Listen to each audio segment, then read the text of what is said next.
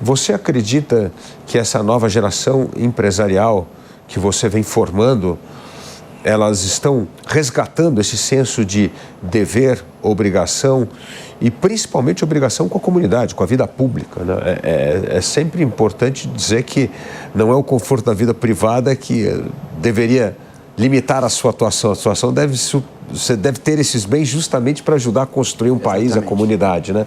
Como você vê essa aptidão para o sacrifício, para o dever e para a obrigação nessa nova geração que você está formando? Perfeito. Eu acho que, como em todo grupo, Dávila, existem perfis diferentes. Eu vejo tanto o perfil do líder empresarial que ele não quer se sacrificar pelo bem comum, ele ganhou dinheiro, tem uma vida confortável e vive uma vida hedonista. Fala, tudo bem, agora eu tenho o meu patrimônio, eu não quero saber do bem comum. E dinheiro não tem pátria, se as coisas estiverem ruins, eu pego o meu patrimônio e vou embora daqui. Existe esse perfil. Agora, também existe, é isso que me deixa muito otimista, muitas pessoas que estão despertando para isso, falando, caramba, eu ocupo um papel de liderança, então isso é uma responsabilidade muito grande. Eu preciso me sacrificar pelo bem comum, eu preciso me sacrificar para restabelecer a ordem no país. Esse é o papel da liderança ao longo da história, sempre foi. Eu vejo pessoas querendo despertar esse espírito guerreiro. É curioso porque no Embusta da Verdade a gente fala muito sobre o jiu-jitsu, a gente incentiva muito que as pessoas façam jiu-jitsu, que os empresários façam jiu-jitsu. E muitas vezes no começo as pessoas não entendem, mas é algo pedagógico, porque você começar a se acostumar com uma situação de combate físico é fundamental para despertar esse espírito guerreiro. E ao longo da história, as lideranças sabiam lutar, né? Então, eu vejo muitos empresários querendo fazer isso. Quando você começa a se acostumar com isso, não tem como você não falar, bom, eu preciso me sacrificar por um bem maior. Eu vou fazer algo que é extremamente difícil, extremamente desconfortável, mas eu preciso forjar o meu caráter, eu preciso adquirir virtude, eu preciso ser um homem melhor. Eu preciso ser um homem maduro. O que é o homem maduro para Aristóteles? O homem que é senhor de si mesmo. O homem que conseguiu domar as suas paixões. O homem que tem autocontrole. O que é o homem imaturo? É o homem que é escravo das suas paixões, né? Que se deixa levar por seus desejos imediatos. Então eu vejo muitos empresários despertando para isso. Falando, não é o suficiente eu ter uma empresa e ganhar dinheiro.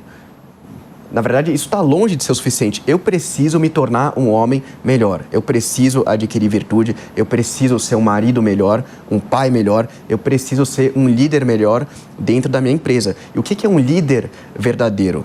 O verdadeiro líder, ele também tem o papel de educador. E eu vejo muitos empresários despertando para isso, falando, bom, então eu preciso assumir esse papel de educador.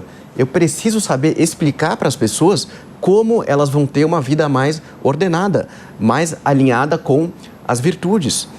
E aí eu já escutei empresário falar assim, não, mas esse não é o meu papel. Meu papel na empresa é cobrar que as pessoas cheguem no horário, que batam a meta. Claro, esse também é o seu papel, mas faz parte da natureza da liderança o papel de pedagogo, o papel de educador. Se a gente for pensar, por exemplo, na figura de um pai, o pai, ele é líder dos filhos ou educador dos filhos? Percebam que não tem como traçar uma distinção clara. Uma mãe é educadora dos filhos ou ela é líder dos filhos? As coisas se confundem. E aí a gente percebe que faz parte do papel da liderança também o papel de educador. E eu vejo muitos empresários querendo se formar, querendo ler os livros exatamente para passar isso para os seus colaboradores. Porque se você começa a falar para os seus funcionários o que é temperança, o que é prudência, o que é justiça, o que é a fortaleza, a coragem, o resultado é que você vai ter colaboradores melhores, né? O empresário, ele prefere que os seus funcionários tenham uma vida ordenada, que tenham uma boa alimentação, que leiam bons livros, que façam exercício físico todos os dias. Ou funcionários que saem todo dia para o bar, né, tenham uma vida totalmente desbalanceada. É claro que todos vão preferir funcionários que tenham a vida ordenada. Então, por que não falar sobre esses valores? A gente tem que falar sobre os valores que unem todas as pessoas, que são os valores universais. O que aconteceu nas empresas ao longo dos últimos 5 anos? Essa ideologia woke, né, acabou entrando nas empresas, isso tomou uma proporção muito grande, só que o que esse tipo de ideologia faz? Ela divide as pessoas, né? Então você divide as pessoas em homem mulher, negro, branco, em 1 milhão de categorias. Isso é muito ruim, porque quando você divide as pessoas, você cria uma cultura empresarial fraca. Na sociedade é a mesma coisa. Quando você divide as pessoas, você cria uma cultura fraca. Como é que a gente cria uma cultura forte? Unindo as pessoas. Como é que a gente une as pessoas? Falando daquilo que se aplica a todas as pessoas. Quando a gente fala sobre virtudes, isso é algo universal, isso vale para todas as pessoas. Se eu falo na minha empresa que todo mundo deveria seguir a virtude da temperança, ou seja, você ser comedido nos prazeres do corpo, você ser comedido na comida, na bebida, você ter autocontrole do desejo sexual, isso é o quê? Temperança, isso vale para todas as pessoas. Quando eu falo sobre isso, eu estou unindo todas as pessoas. Ninguém vai falar, não, mas isso não se aplica à minha vida. É claro que se aplica. Então, eu vejo muitos empresários voltando a falar sobre valores universais que promovem a união dentro das empresas em vez da divisão. Eu acredito que isso que a gente precisa fazer num contexto mais amplo também da sociedade. Que livros básicos você acha fundamental, ou você passa no Em Busca da Verdade, para formar esses valores universais? Bom, eu vou recomendar o meu livro, Bússola. Bússola, com certeza. Traz uma boa base, uma boa introdução a esses conceitos que a gente está conversando. O primeiro livro de filosofia que eu sugiro a todos lerem é Apologia de Sócrates, de Platão, para entender quem foi Sócrates. Então, a Apologia de Sócrates narra exatamente a defesa de Sócrates no Tribunal de Atenas. Então, é o primeiro livro para quem entender quem foi essa figura tão relevante na história que foi Sócrates. E depois eu recomendaria Ideias Têm Consequências, que é um livro do Richard Weaver, que é um escritor americano fantástico. Esses dois. E vou colocar um terceiro do Edward Feser, A Última Superstição, uma refutação do neoateísmo. A Última Superstição do Edward Feser. Feser é F-E-S-E-R, que é o melhor livro que tem de introdução à filosofia, para ter uma base dos pilares da filosofia de Platão, Aristóteles e São Tomás de Aquino. Esse livro foi fundamental para a minha conversão. Foi a primeira vez que eu tive contato com os argumentos racionais a favor da existência de Deus. E isso é um curso, é um programa? Como funciona? Conta um pouco para nós como que é a grade do Em Busca da Verdade. A pessoa se inscreve, é selecionada, tem lá um compromisso de pelo menos 6, 7 meses. Conta um pouco para a gente. O Em Busca da Verdade é uma sociedade de formação clássica. A gente se reúne periodicamente com lideranças empresariais para falar sobre temas como antropologia, história, filosofia política, com esse objetivo de ter uma liderança muito mais preparada para o Brasil.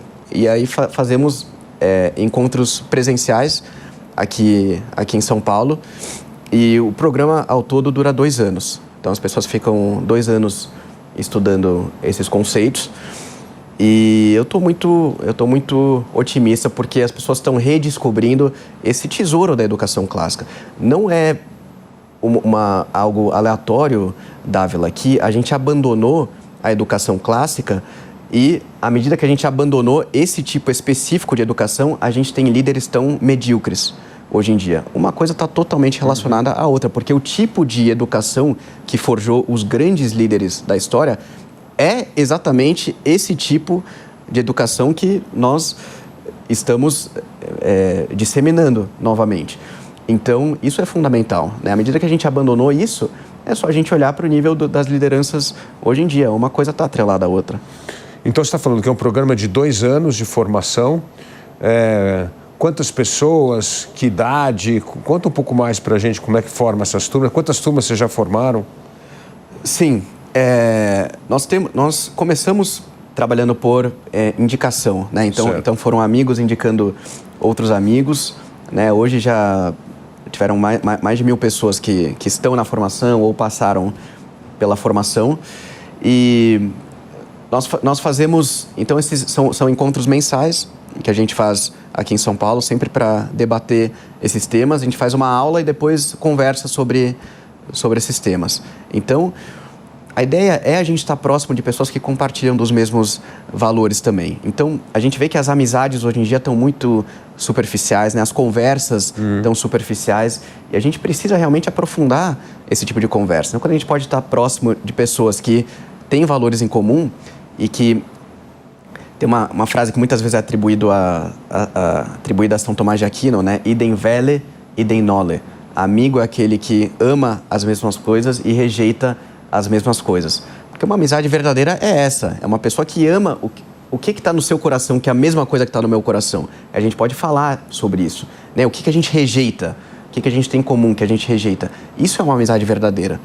Tem gente que fala assim, eu tenho um grande amigo, mas a gente não pode falar nem de religião, nem de política. Eu falo, bom, então não é uma amizade verdadeira, porque você só vai ter conversa superficial.